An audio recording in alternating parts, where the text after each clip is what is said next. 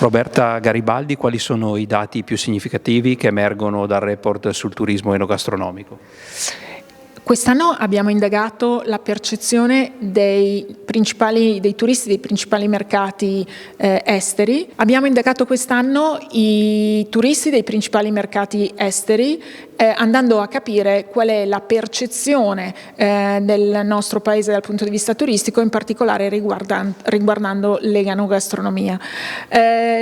Innanzitutto, quando abbiamo chiesto di dare un termine, un elemento che caratterizzasse il nostro paese, al primo posto abbiamo trovato, tranne che nella Francia dove si definiva la cultura, il cibo, il vino.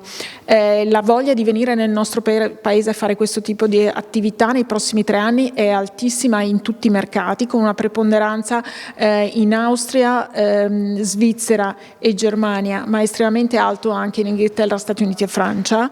L'interesse oggi è molto verso gli acquisti dei prodotti dei produttori, le visite ai produttori, i mercati, i ristoranti storici, sì, i ristoranti locali, ma oggi c'è moltissima voglia di visite ai produttori, che diventa oggi un tipo di attività che interessa la maggior parte dei turisti. I turisti vogliono vivere esperienze nuove, diversificate, e quindi hanno voglia di scoprire anche la tipicità del nostro paese, che è estremamente ampia, e quindi tante tipologie di produttori diverse. Al primo posto rimangono sempre le cantine, seguite dai caseifici, quindi il mondo dell'olio e quindi il mondo della birra. Un grande interesse anche ai temi del cioccolato, per esempio, con una grande domanda e un'offerta che oggi è contenuta, ma una diversificazione sui prodotti incuriosisce e interessa.